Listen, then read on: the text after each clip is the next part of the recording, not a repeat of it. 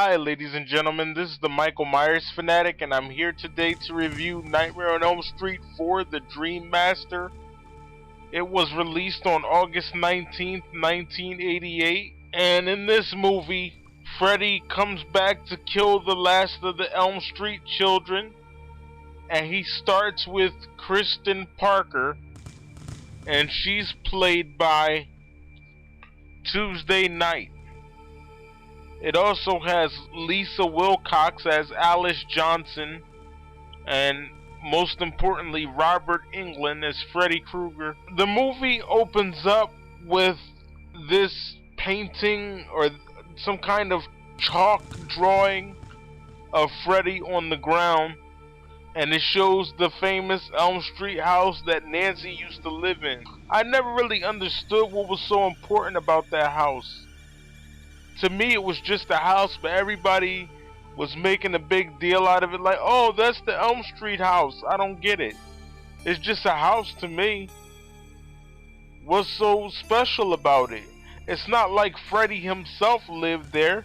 Freddy didn't live there, Nancy lived there. I don't get what they're making the big deal out of. But Kristen is having a nightmare as she accidentally brings Ronald Kincaid into the nightmare. He's played by Ken Sagoes. And she brings Joey Peterson in. They are from part 3. And Joey is played by Rodney Eastman. And they survive the first couple minutes of the movie. But then Ronald's dog pees, and when he pees, fire comes out. And he pees on Freddy's grave, and hell opens up and Freddy's bones come back together. I'm assuming that the devil put Freddy's bones back together or something. I don't really know how that happened, but it happened nonetheless.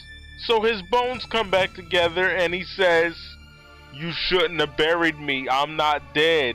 Ronald Kincaid has this power in the dream where he's super strong. So he pushes a car on Freddy and it crushes Freddy, seemingly anyway, but Freddy doesn't die. Freddy stabs Ronald Kincaid and he's like, "See you in hell." That's what Ronald says to Freddy. And then Freddy's like, "Well, tell him Freddy sent you." And Ronald dies. Then Freddy's like, "One down, 2 to go." When he says that, then he goes to Joey. Now, Joey is a bit of a perv. So he has dreams about sex and stuff like that. And why wouldn't he? He's a guy. So Freddy poses as a woman, a beautiful woman. And when Joey tries to make contact with the woman, Freddy pulls Joey through the waterbed and he says, "How is this for a wet dream? Get it? Wet dream?" And he starts drowning Joey. But then when he sees that's not working, he takes his glove and I guess he squeezes him and all this blood comes out. I think they tried to duplicate the scene from the original, but you know, that's just my opinion. We move on to Alice Johnson. She's like this shy kid. She doesn't really have a lot of friends. Her dad thinks that she's a little off her rocker. There's a scene in the movie where Freddy is in class and this black kid is sitting there and she's like a bit of a geek. Her name is Sheila Kopecky and she's played by Toy Newkirk. And Freddy comes up to Sheila and he's like, "Do you want to suck face?" And he sucks the breath out of her body.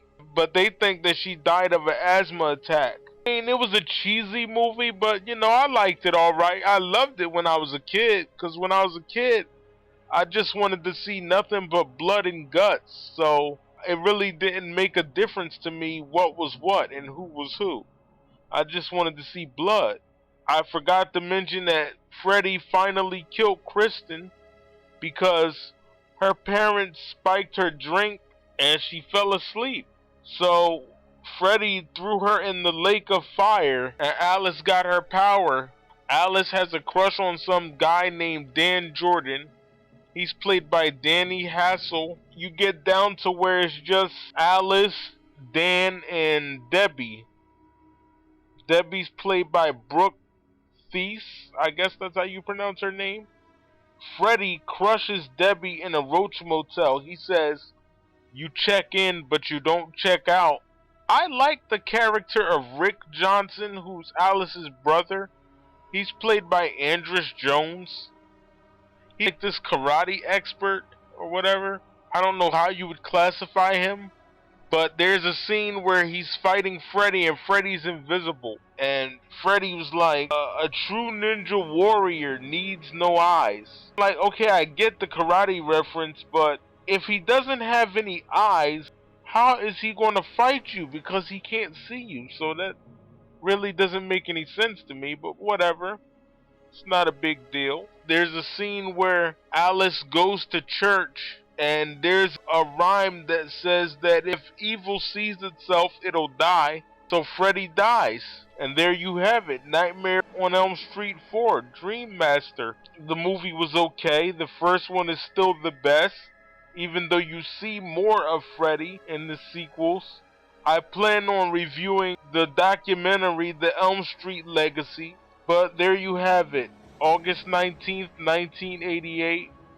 Nightmare on Elm Street 4, The Dream Master. The only thing I really liked about this movie are the nightmares. They're kind of funny.